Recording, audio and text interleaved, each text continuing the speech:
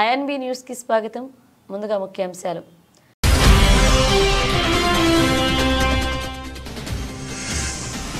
పౌరసత్వ జన్మ హక్కును తొలగించే ఆలోచనలో ట్రంప్. 150 ఏళ్ల నుంచి అమల్లో ఉన్న రాజ్యాంగ హక్కును సవరించాలని చూస్తున్న నూతన అధ్యక్షుడు.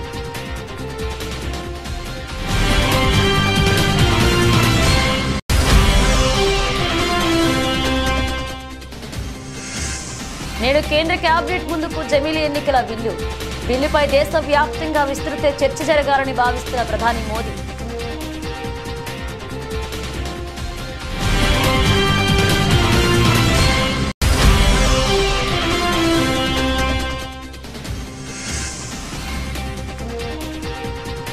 కాంగ్రెస్ ప్రభుత్వ నిర్ణయం వెనుక మతాల ఏంటి? ఏడాది తర్వాత ఎమ్మెల్యేలకు శిక్షణా తరగతులు ఎందుకు?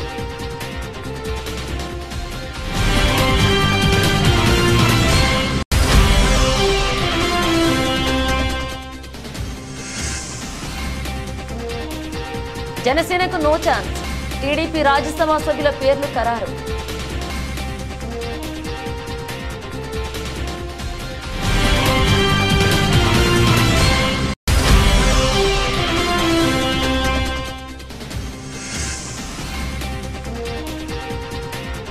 మూడవ టెస్టుకు ముందు భారత్ ఊహించని షాక్. గాయపడిన రిషబ్ పంత్.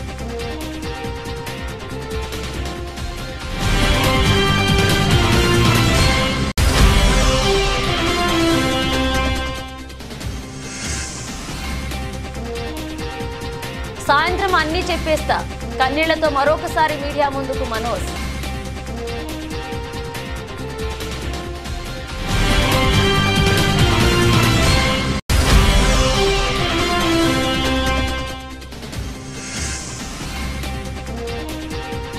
ఫ్లాట్ గా ప్రారంభమైన స్టాక్ మార్కెట్ సూచీలు 24,600 పైన ట్రేడ్ అవుతున్న నిఫ్టీ.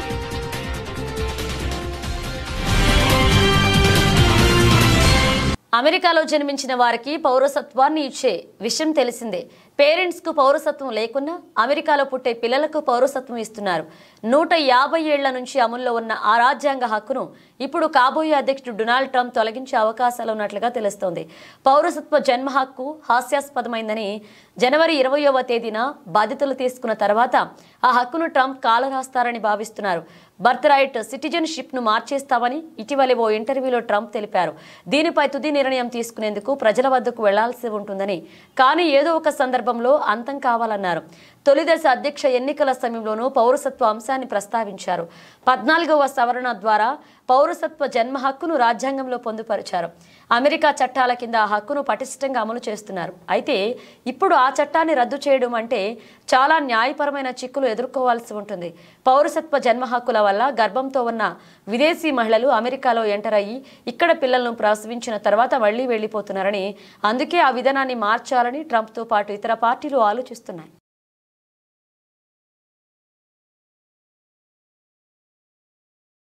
కేంద్ర కేబినెట్ ఇవాళ సాయంత్రం సమావేశం కానుంది. ఒకే దేశం ఒకే ఎన్నికకు సంబంధించిన ముసాయిదా బిల్లు రూపకల్పనలో కేంద్ర న్యాయశాఖ ఉన్నట్లుగా తెలుస్తుంది. జమిలీ బిల్లు నేటి కేంద్ర కేబినెట్ సమావేశం ముందుకు వస్తుందని తెలుస్తుంది. లేదంటే వచ్చే బుధవారం కేబినెట్ ముందుకు సంబంధిత ముసాయిదా బిల్లు వస్తుందని అధికార వర్గాలు అంటున్నాయి. కేంద్ర కేబినెట్ ఆమోదం తర్వాత పార్లమెంటు ముందుకు ఒకే దేశం ఒకే ఎన్నికల బిల్లు రానుంది. ఒకే దేశం ఒకే ఎన్నికకు మాజీ రాష్ట్రపతి రామ్నాథ్ కోవింద్ ఇచ్చిన నివేదికకు గతంలోనే ఆమోద ముద్ర వేసింది కేంద్ర కేబినెట్. కోవింద్ నివేదిక ఆధారంగా రూపొందింది జమిలీ ఎన్నికల బిల్లుపై దేశవ్యాప్తంగా విస్తృత చర్చ జరగాలని ప్రధాని మోదీ భావిస్తున్నారు. ప్రజల నుంచి పెద్ద ఎత్తున మద్దతు లభిస్తుందని అంచనా వేస్తోంది బీజేపీ నాయకత్వం. పార్లమెంట్లో రాజ్యాంగ సవరణలకు కూటమికి అవసరమైన సంఖ్యాబలం ఉంది. మొత్తం 47 పార్టీల్లో జమిలీకి 32 పార్టీలు ఓకే చెప్తున్నాయి. వ్యతిరేకించింది కేవలం 13 పార్టీలు మాత్రమే.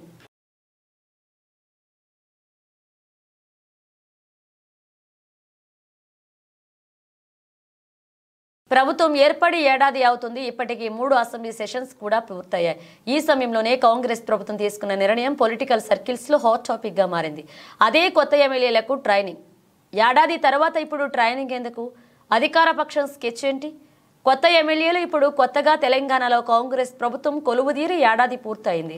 3 సార్లు అసెంబ్లీ సమావేశాలు జరిగాయి. కొత్తగా గెలిచిన ఎమ్మెల్యేలకు ఎమ్మెల్సీలకు కూడా అసెంబ్లీ విధి విధానాలు నిబంధనలు అన్నీ అర్థమయ్యే ఉంటాయి. కానీ తెలంగాణ ప్రభుత్వం కొత్తగా ఎన్నికైన శాసనసభ్యులు శాసన మండలి సభ్యులకు శిక్షణా తరగతులు నిర్వహించాల్సిన నిర్ణయించింది. బుధవారం నుంచి 2 రోజుల పాటు మర్రి చెన్నారెడ్డి మానవ వనరుల అభివృద్ధి సంస్థలో ట్రైనింగ్ ఇవ్వనున్నారు. అయితే అసెంబ్లీ సమావేశాలకు బ్రేక్ ఇచ్చి సభ్యులకు ట్రైనింగ్ క్లాసులు ఇవ్వడంలో వేరే మతలబ్ ఉందనే చర్చ నడుస్తోంది. ప్రభుత్వం ఏర్పడి ఏడాది పూర్తయిన తర్వాత సభ్యులకు శిక్షణా తరగతులు ఇవ్వడంలో ఆంతర్యం ఏంటనే ప్రశ్నలు కూడా వినిపిస్తున్నాయి. కాంగ్రెస్ సర్కారు ఏడాది పాలనలో అనేక పనులు చేశామని ప్రభుత్వ పెద్దలు భావిస్తున్నారు. రుణమాఫీతో మొదలుకొని ఉద్యోగ నియామకాలు ఇతరత్ర నిర్ణయాలపై ప్రభుత్వం చాలా గొప్పగా చేసినా గ్రౌండ్లో అనుకున్న మైలేజ్ రాలేదనే ఆలోచనలో ఉన్నారు. అంతేకాదు ప్రతిపక్ష సభ్యులు నిత్యం ప్రభుత్వంపై చేస్తున్న ఆరోపణలే హైలైట్ అవుతున్నాయే తప్ప ప్రభుత్వ అభివృద్ధి కార్యక్రమాలు జనంలోకి అంతగా పాజిటివ్గా వెళ్లడం లేదని భావిస్తున్నారు. ఇక ఇప్పుడు అసెంబ్లీ సమావేశాలు ప్రారంభమయ్యాయి. గత 2 సమావేశాల్లో ప్రభుత్వం అనుకున్నంత పై చేయి సాధించలేకపోయిందనే టాక్ ఉంది. 10 ఏళ్లు అధికారంలో ఉన్న బీఆర్ఎస్ లో మెజారిటీ సభ్యులు సీనియర్స్ దీంతో అసెంబ్లీలో వాళ్లే బుల్డోస్ చేస్తున్నారని, చర్చల్లో అధికార పక్షం పైన పై చేయి సాధిస్తున్నారని కాంగ్రెస్ పెద్దలు భావిస్తున్నారట. అందుకే ఈ సమావేశాల్లో అదే సీన్ రిపీట్ కాకుండా సీఎం రేవంత్ రెడ్డి ట్రైనింగ్ క్లాసులు ప్లాన్ చేశారని టాక్ వినిపిస్తుంది. అసెంబ్లీలో ఈసారి మెజారిటీ సభ్యులు కొత్తగా ఎన్నికైన వారే ఉన్నారు. సభలో మొత్తం 119 మంది సభ్యులకు సగం మంది 60కి పైగా కొత్తగా ఎన్నికైన సభ్యులే ఉన్నారు. ఈ కొత్త సభ్యుల్లో కాంగ్రెస్ నుంచి ఎన్నికైన వారు 45 మంది వరకు ఉన్నారు. వీరంతా సభలో ఎలా డీల్ చేయాలనే విషయాల్లో కొత్త డైలమాలో ఉంటున్నారట. అందుకే ట్రైనింగ్ విషయం తెర మీదకు వచ్చిందనేది పొలిటికల్ టాక్. మరి ఈ ట్రైనింగ్ కు విపక్ష పార్టీల ఎమ్మెల్యేలు హాజరవుతారా, లేదంటే అధికార పార్టీ సభ్యులే ఉంటారా? ఈ ట్రైనింగ్ క్లాసులలో కాంగ్రెస్ ఎమ్మెల్యేల దూకుడు పెరుగుతుందా? అసెంబ్లీ వేదికగా ప్రతిపక్షానికి దీటుగా సమాధానం ఇస్తారా? వేచి చూడాలి.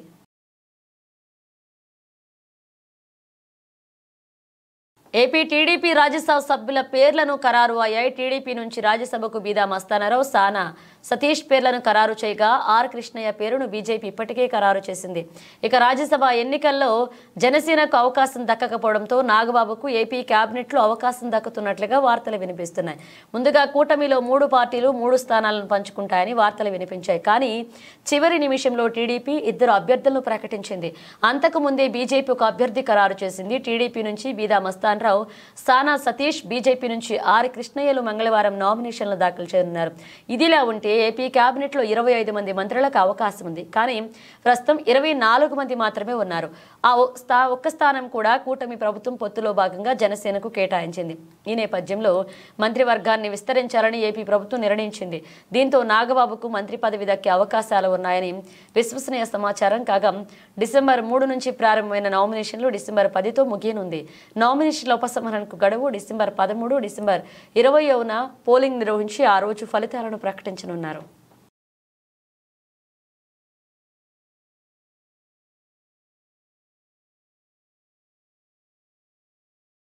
మేడ్చల్ మల్కాజ్గిరి జిల్లా ఘటకేసర్ మున్సిపాలిటీ కొండాపూర్లో ప్రభుత్వ ఐటీఐ కాలేజీని రాష్ట్ర ఐటీ కమ్యూనికేషన్ శాఖ మంత్రి దుద్దిళ్ల శ్రీధర్ బాబు ప్రారంభించారు.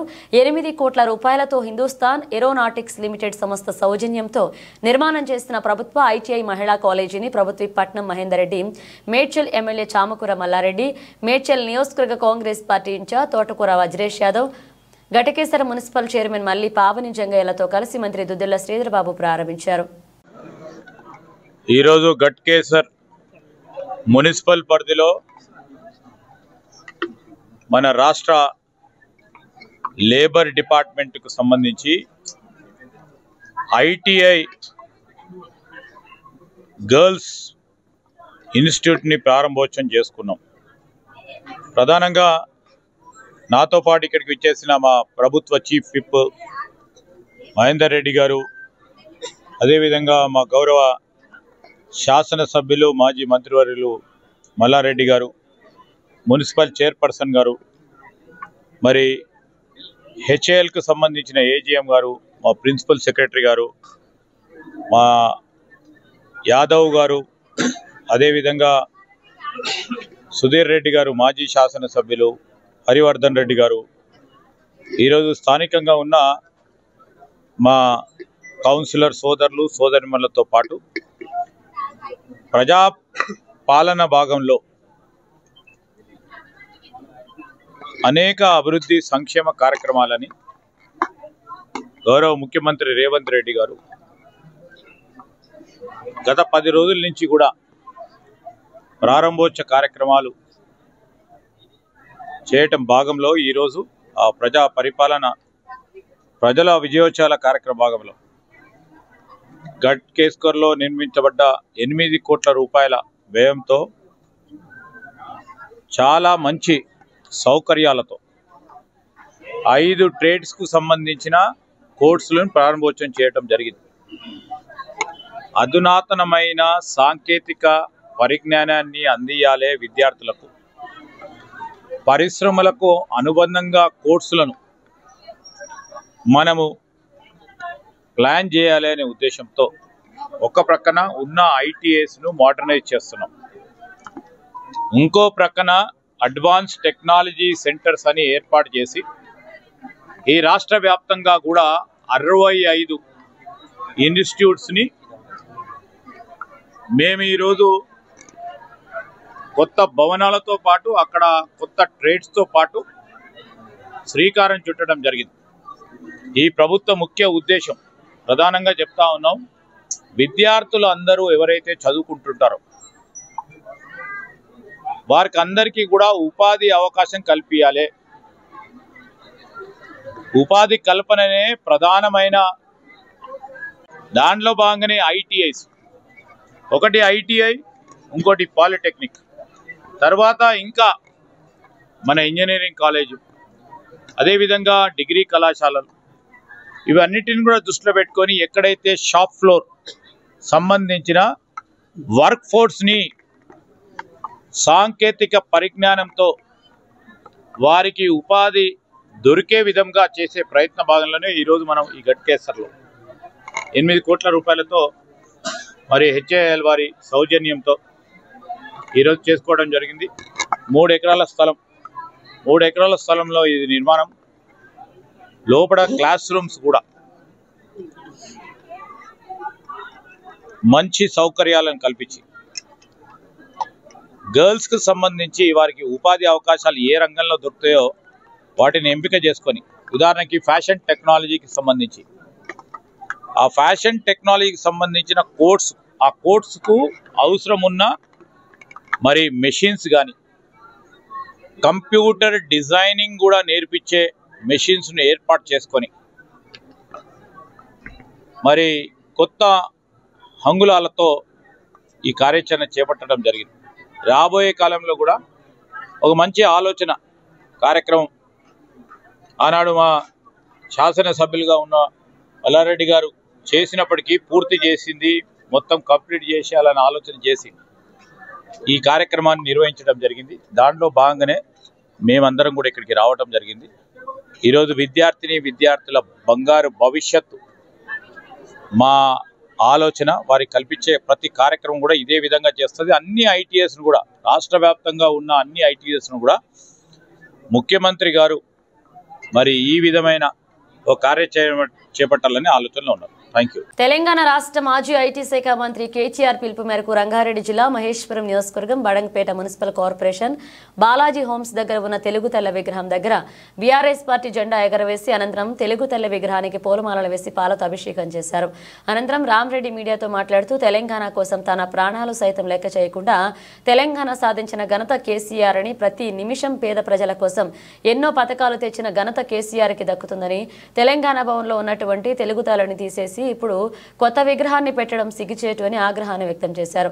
ఈ కార్యక్రమంలో కార్పొరేటర్లు, టీఆర్ఎస్ పార్టీ నాయకులు పాల్గొనడం జరిగింది. ఈరోజు మా గౌరవ వర్కింగ్ ప్రెసిడెంట్, బీఆర్ఎస్ రాష్ట్ర వర్కింగ్ ప్రెసిడెంట్ కేటీఆర్ గారు పిలుపు ఇచ్చిన మేరకు, మా సబితా ఇంద్రారెడ్డి గారి ఆదేశాల మేరకు ఈరోజు ఉన్నటువంటి కాంగ్రెస్ ప్రభుత్వం తెలంగాణ తల్లిని అవమానపరిచే విధంగా ఒక కాంగ్రెస్ తల్లిని చిత్రీకరించి ఈ యొక్క తెలంగాణ తల్లిని అవమానపరిచే విధంగా ఆ రోజు కవులు, కళాకారులు ఎంతో మంది ఉద్యమం టైంలో ఆ రోజు ఏర్పాటు చేసినటువంటి ఈ యొక్క తెలంగాణ తల్లిని అవమానపరిచే విధంగా ఈ రోజు కాంగ్రెస్ తల్లిగా చిత్రీకరించి ఇవాళ హస్తం గుర్తుతోటి ఇవాళ నిన్న గౌరవ ముఖ్యమంత్రి వారిలో తెలంగాణ తల్లిగా చూపిస్తూ హస్తం గుర్తుని చూపిస్తూ ఒక తెలంగాణ తల్లి ఈమెనే అని చెప్పి ఒక కాంగ్రెస్ తల్లిగా అక్కడ ఆవిష్కరించడం జరిగింది. ఈ ఆవిష్కరణని ఇవాళ ఆ రోజు తెలంగాణలో పనిచేసినటువంటి ఉద్యమకారులు, తెలంగాణ అభిమానులు, బిఆర్ఎస్ పార్టీకి సంబంధించినటువంటి ఆ రోజు ఉద్యమంలో పనిచేసినటువంటి పెద్దలందరూ కూడా ఈ రోజు ఎంతో బాధలో ఉన్నారు. ఈ రోజు ఆనాడు ఏర్పాటు చేసుకున్నటువంటి తెలంగాణ తల్లిని అవమానపరిచే విధంగా ఈ రోజు తెలంగాణ తల్లిని సచివాలయంలో ఏర్పాటు చేయడము మన రాష్ట్ర ప్రజలందరూ కూడా ఎంతో క్షోభిస్తా ఉన్నారు, బాధపడతా ఉన్నారు. దానికి నిరసనగా ఈ రోజు మన తెలంగాణ తల్లిని శుద్ధి చేసి పాలాభిషేకం చేసి ఈ రోజు ఆ తెలంగాణ తల్లిని పూజించుకొని ఇవాళ ప్రతి తెలంగాణలో ప్రతి చోట, ప్రతి పల్లెలో, ప్రతి పట్టణంలో, ప్రతి చౌరస్తాలో ఈ రోజు మా తెలంగాణ బిఆర్ఎస్ పార్టీ ఇచ్చినటువంటి పిలుపు మేరకు ఈ రోజు తెలంగాణ తల్లుల యొక్క విగ్రహాలకు పాలాభిషేకం చేయడం జరిగింది, ఈరోజు శుద్ధి చేయడం జరిగింది. ఈ రోజు కాంగ్రెస్ ఏర్పాటు చేసినటువంటి ఆ యొక్క విగ్రహాన్ని ఎప్పుడైనా సరే మా గౌరవ కేసీఆర్ గారు 4 సంవత్సరాల తర్వాత వచ్చిన తర్వాత ఈ యొక్క విగ్రహాలను తొలగించి మరొకసారి ఈ తెలుగు తల్లి విగ్రహాన్ని ప్రతిష్ఠింప చేస్తామని చెప్పి కూడా ఈ సందర్భంగా తెలియజేస్తా ఉన్నారు మా గౌరవ కేటీఆర్ గారు. ఆ ఇచ్చినటువంటి పిలుపు మేరకు ఈ రోజు ఈ కార్యక్రమంలో పాల్గొన్నటువంటి మా యొక్క కార్యకర్తలకు, నాయకులకు, కార్పొరేటర్లకు అందరికి కూడా పేరు పేరున ధన్యవాదాలు తెలియజేస్తా ఉన్నాను. Thank you. అంతర్జాతీయ మానవ హక్కుల దినోత్సవ కార్యక్రమం మల్కాజ్గిరి జిల్లా కాప్రా మండలం జవహర్ నగర్ బీజేఆర్ నగర్లో కార్యక్రమాన్ని నిర్వహించడం జరిగింది. Social justice for international civil rights council, national anti crime and human rights council of India Telangana రాష్ట్ర కార్యాలయంలో పెద్ద ఎత్తున మన హక్కుల కార్యక్రమం తెలంగాణ రాష్ట్ర మానవ హక్కుల సంఘ అధ్యక్షులు చెరుకు రమేష్ మరియు ఆర్గనైజేషన్ టీం సభ్యులందరికీ ఆధ్వర్యంలో నిర్వహించడం జరిగింది. ముఖ్య అతిథిగా Jawahar Nagar inspector S Saidaiah, admin SI Idris నేతృత్వంలో పేదవారికి, వికలాంగులకు, వృద్ధులకు మెడికల్ క్యాంపు, కంటి వెలుగు కార్యక్రమం, డెంటల్ క్లినిక్ నిర్వహించి సుమారు 300 మందికి చీరలు, దుప్పట్లు, బట్టలు పంపిణీ కార్యక్రమాన్ని మరియు 600 మందికి భోజనాలు ఏర్పాటు చేసి మానవ హక్కుల దినోత్సవం జరుపుకోవడం జరిగింది. మరో ఒక అర్ధగంట లోపల మన ఇన్స్పెక్టర్ గారు కూడా వస్తున్నారు. వచ్చిన తర్వాత ప్రోగ్రామ్ మొత్తం స్టార్ట్ చేద్దాం. ప్రతిరోజు మనం ఉదయం లేచిన కాంచెల్లి సాయంత్రం పడుకునే వరకు మనం నిత్యం చేసే పనులు అనేక విధాలుగా మనం చేస్తుంటాము పనులు. ఆ పనుల క్రమంలో మంచి చెడు అనేది ప్రతి ఒక్కటి ఉంటుంది. ఇవాళ మనం చేసే ప్రతి విషయంలో ఒక మానవత్వం కొద్ది ఒక మనిషిని ఆలోచించుకొని ముందుకు ఉండాలని మేము మీ అందరిని కోరుతున్నాము. మంచి అనేది ఎప్పటికీ నిలబడుతున్నది, చెడు అనేది ఎప్పటికీ శాశ్వతం కాదు. మంచి ఆలోచనతో, మంచి మార్గంతో నడవాలి, మంచి స్వభావంతో ఉండాలని మేము ఈ కార్యక్రమం ఏర్పాటు చేయడం జరిగింది. Thank you.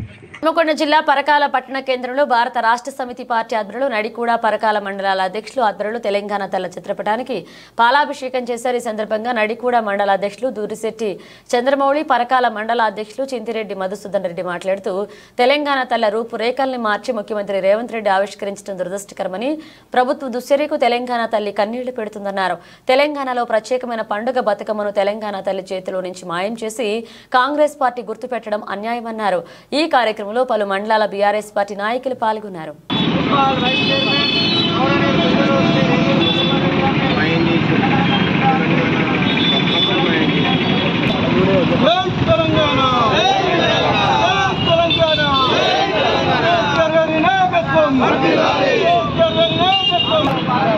బోర్డర్ గవాస్కర్ ట్రోఫీలో భాగంగా భారత్ ఆస్ట్రేలియా జట్ల మధ్య బ్రిస్బేన్ వేదికగా డిసెంబర్ 14 నుంచి 3వ టెస్ట్ మ్యాచ్ జరగనుంది. అయితే 3వ టెస్టుకు ముందు భారత్కు ఊహించిన షాక్ తగిలింది.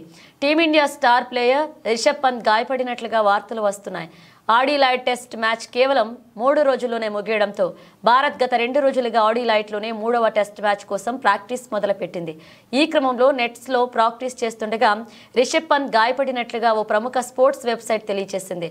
త్రోడౌన్ స్పెషలిస్ట్ రఘు వేసిన బంతి బ్యాటింగ్ చేస్తున్న రిషబ్ పంత్ హెల్మెట్ ను తాకినట్లుగా పేర్కొంది. దీంతో పంత్ వెంటనే ప్రాక్టీస్ ను ఆపివేశాడని, అతడికి వైద్య సాయాన్ని అందించారని తెలిపింది. అయితే పంత్ ఎలాంటి కంకషన్ ఎదుర్కోలేదని నిర్ధారించుకున్నారు. ఈ ఘటన జరిగిన సమయంలో ఆ పక్కనే నెట్స్ లో బ్యాటింగ్ చేస్తున్న కేఎల్ రాహుల్, విరాట్ కోహ్లీలు సైతం వెంటనే తమ ప్రాక్టీస్ ను ఆపి పంత్ వద్దకు వచ్చారని నివేదిక జోడించింది. అయితే ఆనందం కలిగించే విషయం ఏంటంటే కాస్త విరామం తీసుకున్న పంత్ తిరిగి బ్యాటింగ్ మొదలు పెట్టాడని పేర్కొంది. కాగా పంత్ గాయంపై ఇప్పటి వరకు బీసీసీఐ ఎలాంటి అధికారిక ప్రకటన చేయలేదు.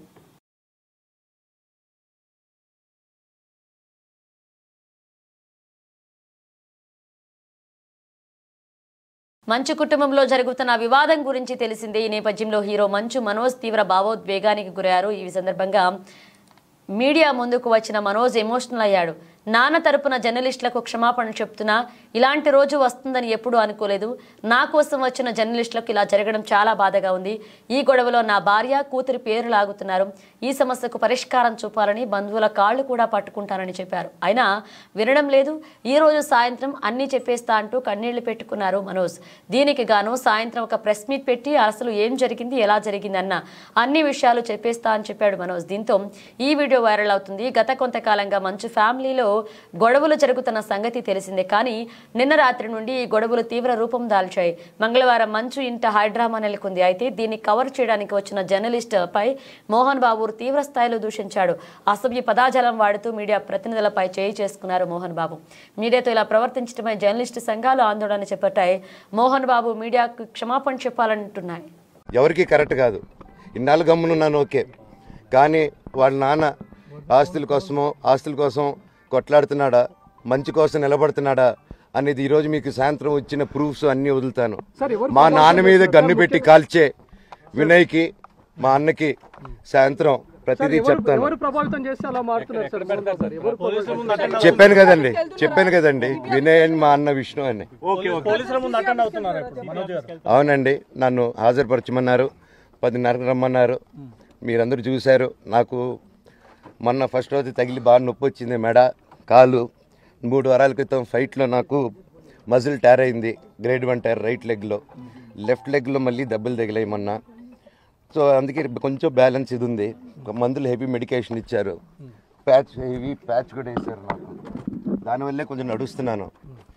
అండ్ ఇప్పుడు అందుకే రిక్వెస్ట్ చేసుకొని, సార్ నాకు కొంచెం టైం ఇవ్వండి, పాప ఉంది, సెటిల్ చేసుకొని నేను వస్తాను సార్, కొంచెం సెట్ చేసుకొని అని పోలీసుల గారికి రిక్వెస్ట్ చేసుకొని ఇప్పుడు బయలుదేరుతున్నాను. సార్ దాని గురించే సార్ చెప్పాను. మద్యానికి బానిసై ఇలా ప్రవర్తిస్తున్నాడు, అందుకే నేను మనోజ్ విషయంలో సీరియస్ గా ఉన్నాను అని చెప్తున్నాను. సార్ మద్యానికి బానిసై ఎవరిని కొట్టాను సార్? నా పిల్లల్ని కొట్టానా, నా భార్యను కొట్టానా, మా అమ్మని కొట్టానా, మా నాన్నని కొట్టానా? ఇవన్నీ నీ మద్యానికి బ్యాలెన్సే అందరినీ కొడుతున్నాను, పొన్నాలు కొడుతుంటే సీసీటీవీలు తెప్పిండి సార్. అది దొంగతనం చేసింది నేను కాదు సార్, అది తెప్పిండి సార్ అంతా, అప్పుడు మాట్లాడదాం సార్. మనోజా. దేశీయ స్టాక్ మార్కెట్ సూచీలు బుధవారం ఫ్లాట్ గా ప్రారంభమై అమెరికా ద్రవ్యోల్బణ గణాంకాల ప్రకటన నేపథ్యంలో మదుపరులు అప్రమత్తంగా వ్యవహరిస్తున్నారు. ఉదయం 9:30 గంటలకు సెన్సెక్స్ 15 పాయింట్లు పెరిగి 81,515 వద్ద, నిఫ్టీ 17 పాయింట్లు పెరిగి 24,627 వద్ద ట్రేడ్ అవుతున్నాయి. సెన్సెక్స్ 30లో UltraTech cement, Nestle India, Asian Paints, Maruti Suzuki, L N T, Infosys, Tata Motors, Adani Sports షేర్లు లాభాల్లో ఉండగా ICICI bank, HCL Technologies, JSW steel, అలాగే HDFC bank, Kotak Mahindra bank, Axis bank, Tech Mahindra షేర్లు నష్టాల్లో ఉన్నాయి. అంతర్జాతీయ మార్కెట్లో బ్రెంట్ క్రూడ్ ధర బ్యారెల్కు $72.58 వద్ద, బంగారం అనౌన్స్ $2,739.40 వద్ద ట్రేడ్ అవుతుండగా డాలర్తో రూపాయి మారకం విలువ 84.87 వద్ద ఉంది. మంగళవారం అమెరికా మార్కెట్లు నష్టాల్లో ముగిసినప్పటికీ ఆసియా పసిఫిక్ మార్కెట్లు మిశ్రమంగా కొనసాగుతున్నాయి. Australia ASX 0.46%, Japan Nikkei 0.65%, Hong Kong Hang సూచి 0.14%, అలాగే నష్టాల్లో ఉండగా ఫామ్షై 0.20 లాభంతో ట్రేడ్ అవుతుంది. అంతేకాకుండా విదేశీ సంస్థాగత మదుపరులు మంగళవారం నికరంగా 1,286 కోట్ల షేర్లను కొనుగోలు చేయగా దేశీయ సంస్థాగత మదుపరులు కూడా 606 కోట్ల షేర్లను కొనుగోలు చేశారు.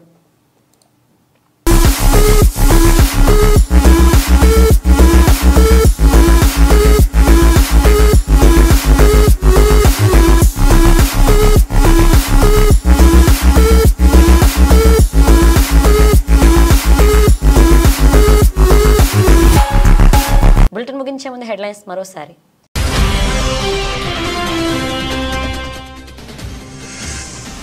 పౌరసత్వ జన్మ హక్కును తొలగించే ఆలోచనలో ట్రంప్. 150 ఏళ్ల నుంచి అమల్లో ఉన్న రాజ్యాంగ హక్కును సవరించాలని చూస్తున్న నూతన అధ్యక్షుడు.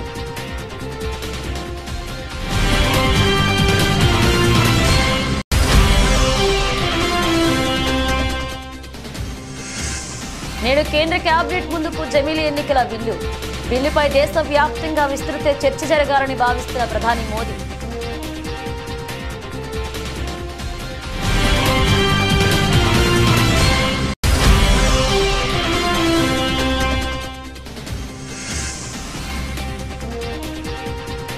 కాంగ్రెస్ ప్రభుత్వ నిర్ణయం వెనుక మతాల ఏంటి?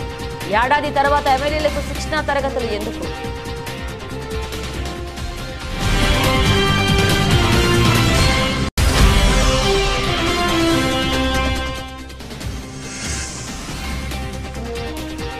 జనసేనకు నో ఛాన్స్. టీడీపీ రాజ్యసభ సభ్యుల పేర్లు ఖరారు.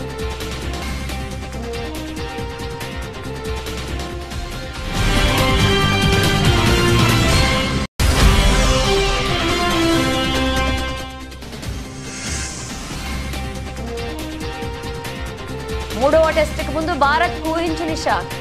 గాయపడిన రిషబ్ పంత్.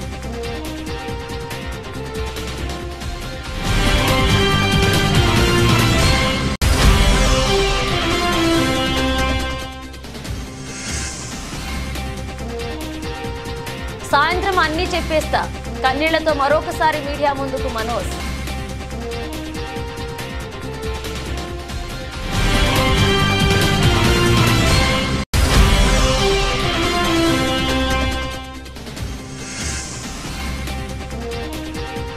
ఫ్లాట్ గా ప్రారంభమైన స్టాక్ మార్కెట్ సూచీలు 24,600 పైన ట్రేడ్ అవుతున్న నిఫ్టీ.